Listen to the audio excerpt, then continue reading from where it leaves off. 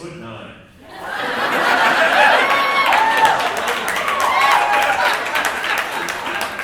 Off the top there.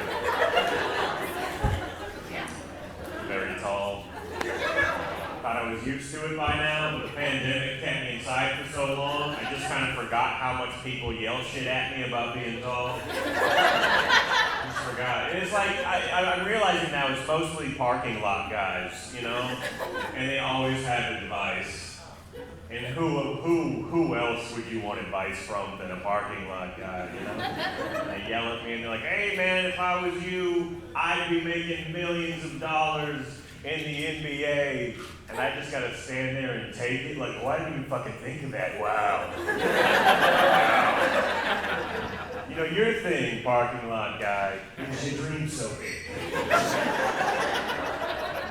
They can't handle it when I throw it back their way, but I'm like, yeah, man, and if I was you, I think I would have tried to make shit work with your ex-wife.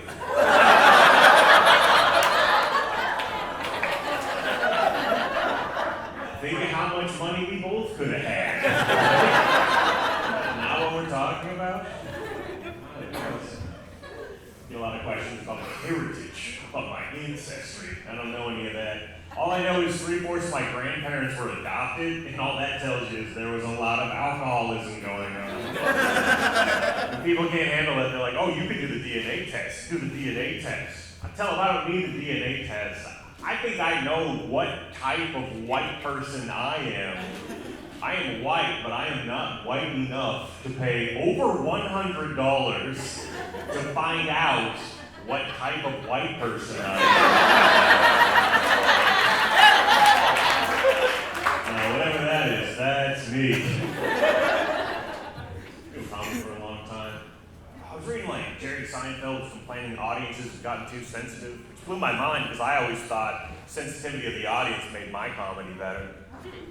One time, I used to do a sweatshop joke until someone pulled me aside and they're like, you shouldn't do that joke about sweatshop workers because you don't know what it's like to be a sweatshop worker.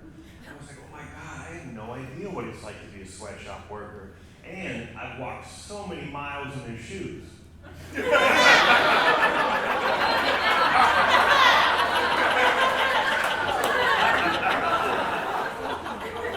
I have a new joke about sweatshop workers. Feedback is important, you guys.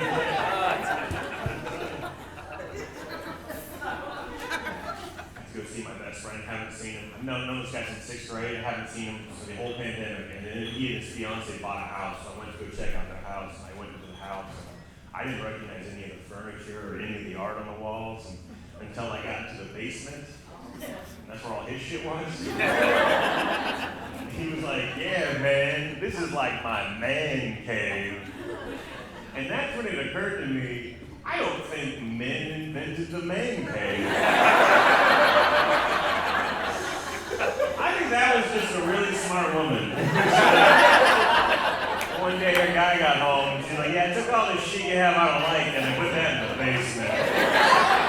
That can be a little cave now.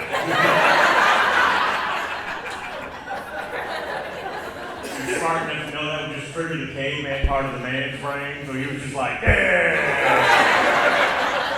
my cave. Finally, I have the freedom to live in a cave.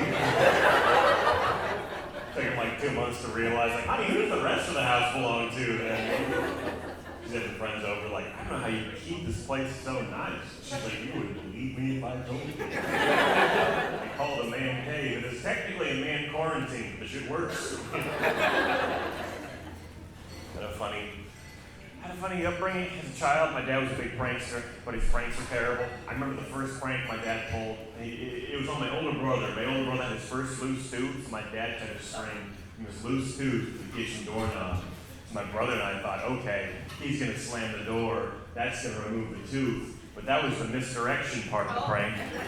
My dad lit a match and waited for my brother's face, so he jumped and jerked his face away and ripped that tooth out. Ooh, what a cogent memory I have. Standing in between my weeping brother and my laughing dad. Like, I don't even think that was a prank. I think you just combined fire and dentistry is all. That really seemed to have shook you. eyeballs to me. I don't like my eyes. I don't mean to make it sound like I had a traumatic childhood. I kind of felt that way, but I do think I traumatized my dad growing up. I only ever got spanked one time, and the first time me and my older brother got spanked, and my dad spanked my older brother first, and my older brother just broke down and did that little kid ugly foghorn cry, where they just hit the note and hold it, like, and they get to the high point, and that's when they run out of breath. They've never run out of breath before, so they think they're dying. It's very funny to see this in the wild. At that point, it was in front of my dad, we're his kids. In my head, I was like, well, we need dad to respect us. And even the family dog wasn't going to respect my brother after that shit. The dog was looking at him like, man, I didn't even see that in color, and it looked rough to me. You know? So when I saw that happen, I thought to myself, Travis, you know what? All you have to do to look tougher than your older brother, just don't cry. You're going to get spanked. Just don't cry. And my dad spanked me, and I didn't cry. But I did look back and smile at him.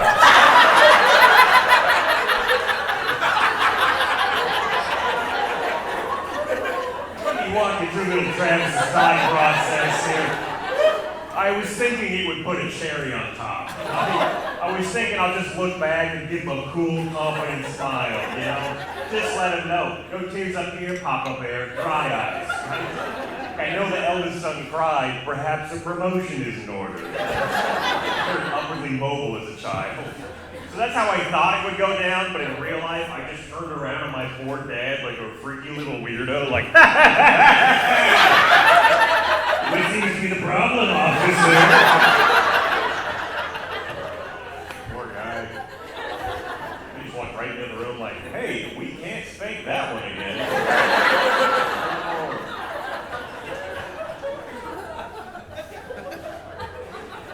Never got the birds and the bees talk growing up. I wanted that puberty talk. I didn't know anything. I got to 13. I was like, hey, can you tell me something? And my dad was like, all right, here's what you need to know. You can't pee with an erection. Because you'll make a whole mess. And that is all he had planned. I was like, you kidding me? Tell me how to get a girlfriend at least. My dad was like, what do you want a girlfriend for? She's just going to give you an erection. And how are you going to pee then?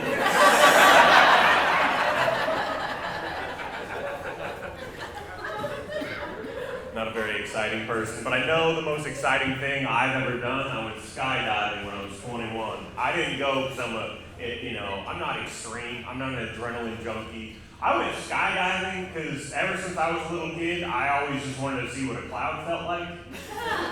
They look fluffy as hell. I'm a tactile person. I want to feel that. Looks like cotton candy. My friends are like, dude, clouds are condensed water at high altitude.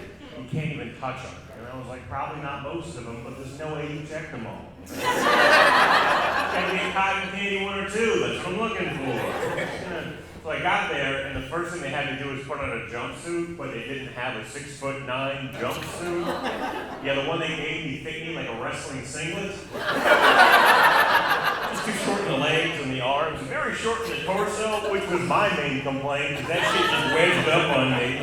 Now I'm walking around, this is my childhood dream, I feel like I'm flashing a landing field. I told myself, don't let the embarrassment hold you down, man. You gotta live this dream. So then, I got to meet my jumping instructor, who had to be strapped to my shoulders because I had never jumped before. And the guy they picked for me was 5'3".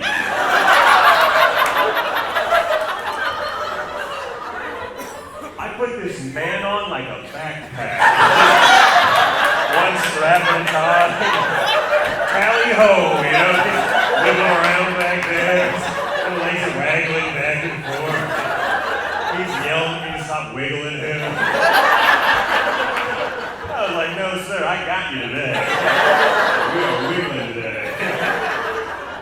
That was embarrassing because it kind of looked like I was wearing a baby Bjorn. But this guy was much older than me. Like, he had a big white bushy beard.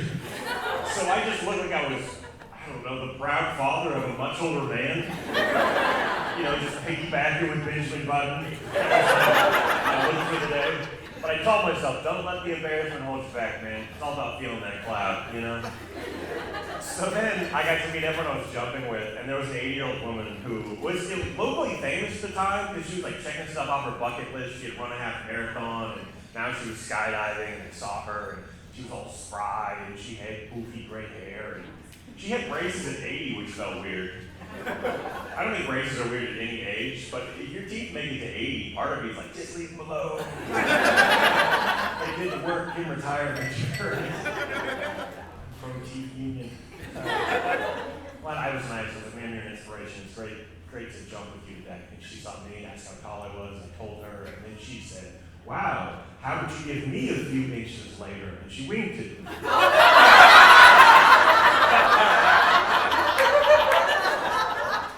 Not the heroic matriarch I was hoping for. I'm honest. I think that old lady saw me coming to the airport hangar, and she was just like, well. Welcome to my bucket list. So we all go to plane, and the way the plane's set up is they have the door you jump out of. They have the staging area where you're supposed to get ready, and they have a bench where everyone sits. Everyone sits in order of how they're going to jump. I jump last, I'm on the end by the door. Everyone else got to sit normal on this bench, but I had a man strapped to my back. So I got to sit just kind of spread eagle with his little legs wrapped around me, which didn't feel like protocol. It just felt like a choice he made. And everyone else is going to jump, and we're just the last thing they get to see before they jump out of the plane. A man wrapped around a larger man. Ooh, this one for the memory books. Finally got down to the last person before me, which was that 80-year-old woman, and she just got up, flew right past the staging area. She reached out, grabbed my head, kissed me on the mouth, and then just kind of jumped out of the plane backwards. And yeah, it was a weird moment. You know, it's like a little Me Too mixed with good for her. I don't think you should ever kiss a stranger, but if you do, you gotta jump out of that plane backwards. That's what sold it for me. I was like, is that James Bond's mom? Somebody had to teach it. And then I was really thrown, honestly, because for a second, I was there to touch a cloud, and for a second there, I had the bushy gray hair in front of me, the bushy white hair behind me. I'm like, I think this is kind of what I wanted the cloud to be. I stood up, there's all these clouds, and I picked one out, and I was talking to it like a maniac. It's you, cloud, it's been you since childhood, He's having a full-on panic attack back here.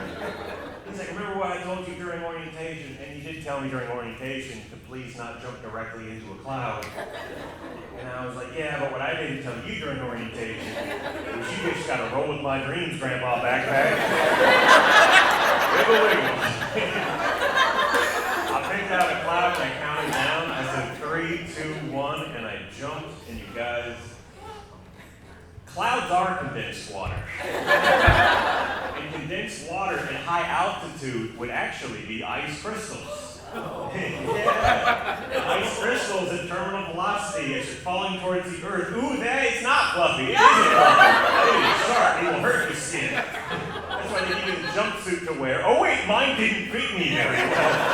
So now I'm getting torn apart, and the only thing I can think in my mind is my 80-year-old makeout session at 10,000 feet. All right, guys, my name is Travis Nelson. I'll see you after.